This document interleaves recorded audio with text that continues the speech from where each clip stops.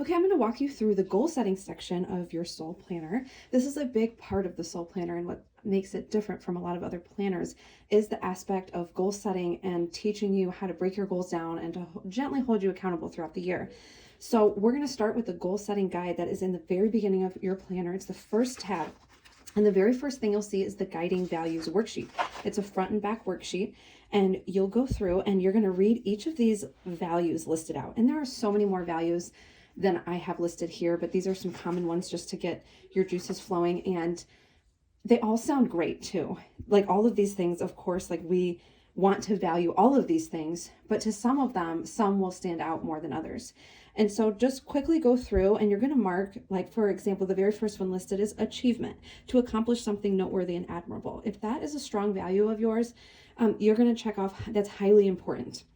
It's either going to be highly important, pretty important, or less important. And don't feel guilty checking less important. This is for you to work through what's most valuable to you and what are your core values. And these are going to guide you in decisions you make this year. So you're going to go through here and first just mark, don't worry about how many you're marking, assess whether they're highly important, pretty important, less important. And then at the end, and you can see here, I have like so many listed under highly important, even though I tried to be selective. Then you'll go through and read the highly important ones and just narrow it down to your top 5. And I went and just circled the ones that really stood out the most to me. And you write it at the bottom. And these are your guiding values. And when you are assessing how you're doing in different areas of your life, you're going to want to keep these in mind. And when you have new opportunities that come up this year, keep these in mind. When you're feeling overwhelmed or there's tension in your schedule, I would ask yourself if there's room for these things. Are these things being reflected in your schedule? And use these values as a guide for you this year. So that's the beginning.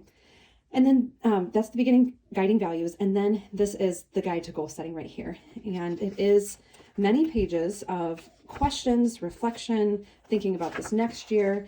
It will take you a while to fill this out. You're only going to do this in the beginning of the year, and schedule the time to fill this out, to set aside some time to be able to think, to be distraction free, and to do, if possible, the whole thing at once.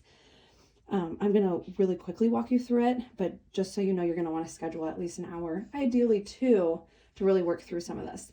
And if that sounds like sandpaper on your eyeballs, just know you only do it one time and it's worth it. It's going to make everything else easier this year. All your other decisions are going to be easier if you take the time to really wrestle with some of these questions.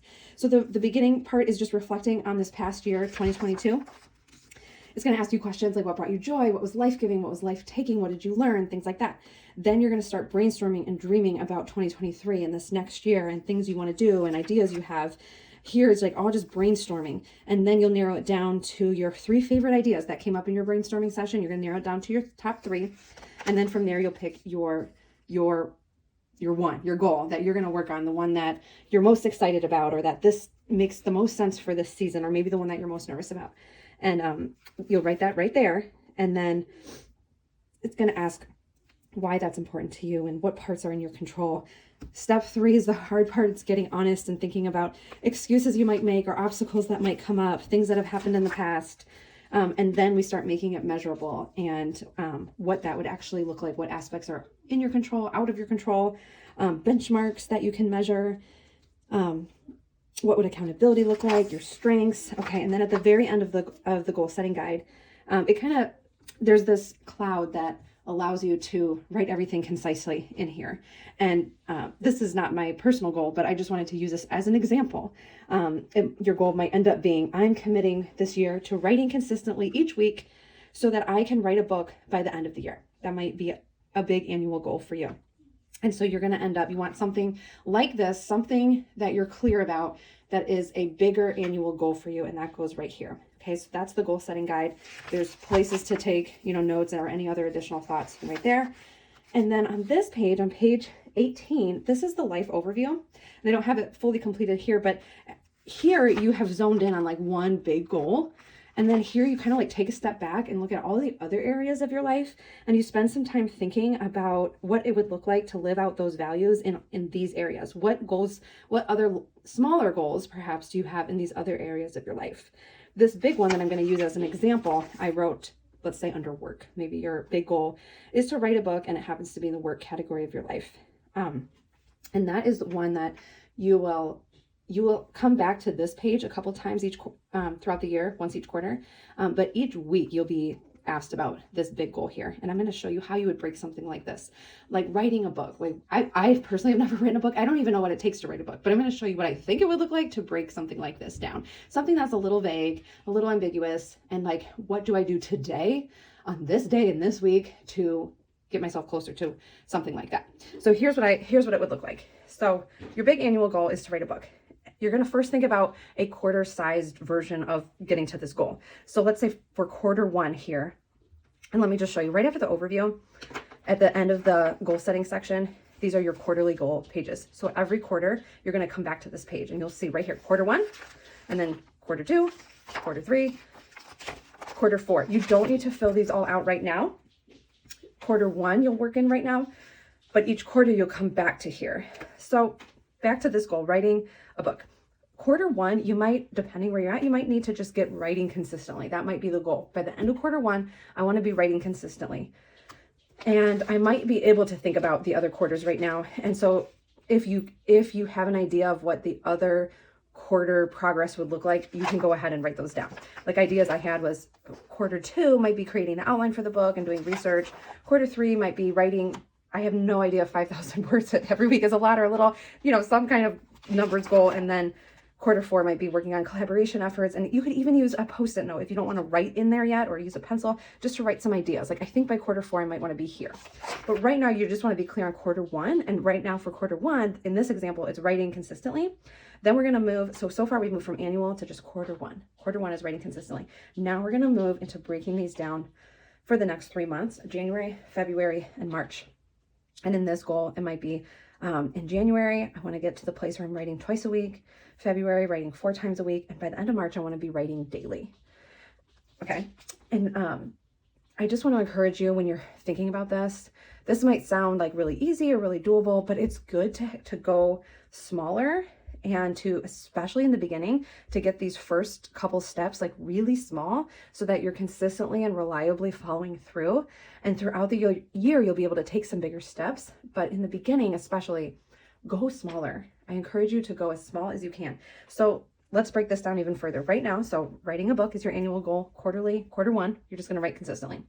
And that would look like in January, starting off to just write 2 times a week. Now, how do you get from here to the place of even just writing 2 times a week? That's when you flip to January, and we're going to break this down. And this goal is going to be written on page 31, is where you now take that January goal and you're going to break that down into the 4 weeks of January and to weekly action items. So this goal that seems really simple, writing just twice a week, you want to get even more specific than that and break that down into weekly action items. For example, week 1 might be decide where you're going to write, or maybe decide on, I wrote focus triggers, things like music or scents like oils or a candle or something, things that's going to help you get in the zone, maybe getting your favorite pen. You're going to work on those things to set yourself up for success. Week 2 might be just deciding what days you're going to sit down and write. And then week 3 is actually just sitting down and write something. Like it could just be sitting down and writing your name on a paper. Just on the Tuesday and Thursday, let's say those are the days you decided to do it, and then sit and write on Tuesday and Thursday. So by the end of this month, you're doing it. Now you could accomplish all of these things probably in week 1. Honestly, they're very small things. They're very doable. But again, I want to encourage you to go smaller in the beginning and make it so silly sounding that it's like, of course I can do these things. You want to be able to count on yourself. And if life happens and you don't get to this week 1, it's not a super overwhelming task to do 2 things on the next week. If you have a big thing here and a big thing here and something happens, you don't get to this big thing on week 1, you now are like so overwhelmed and have a feeling of burden on week 2. But if it's so small, you're like, of course I can do that. It just sounds more doable and you're more likely to follow through, which will give you positive feedback of like integrity. I can do this, which will keep you going much, much longer in your goal. You don't want to accomplish like a ton the first couple weeks and then fizzle out. You want to start small and then build up. Your momentum will be much more powerful, much more longer lasting. Okay, so a lot of people just end here. Okay, week 1, week 2, week 3, week 4, I know what I'm going to do. But I want to encourage you to take it a step further and go even just a little bit smaller. So week 1, you're going to write this right here if you want. I like to rewrite things just for that repetition in my mind. But when I'm planning my week, I just know like, here's my brain dump. These are all the to-do list items that I'm going to work on. This is at the top because this is one of my biggest goals for the year, might be to write a book. And so I want this front and center, that this week I really want to decide where I'm going to write and what things are going to help me get in the zone. And that's like a top priority of mine right here. You can write it here as well, but it is nice to have it front and center. And then to take it a step further and put it not just here on a to-do list, but to actually spend the time thinking, and you really can only do this on a week-by-week basis. When am I going to do this? When in this week? At what time am I going to do these things? I'm going to decide on my writing spot on Monday and work on my focus triggers and decide on those on Wednesday. And as your week goes on, you might know, like, I'm actually going to work on this at 9 a.m. and you'll write it in here. That is like that last step that is moving you from like, yeah, I'd like to get this done, to being, it's very likely that you're going to get this done. And now today on Wednesday, January 4th, I know exactly what I'm going to do. It sounds really small, but I know in the process of my big goal of writing a book that I know what to do to get me from here to there. And today all it is to decide on focus triggers. And that sounds really simple, but now you know the connection between your behavior today. It ties back to what you want to do this week, what you're working on for this month, and then your quarterly progress that you want to make, which then will tie back to your annual goal. It's all tied together.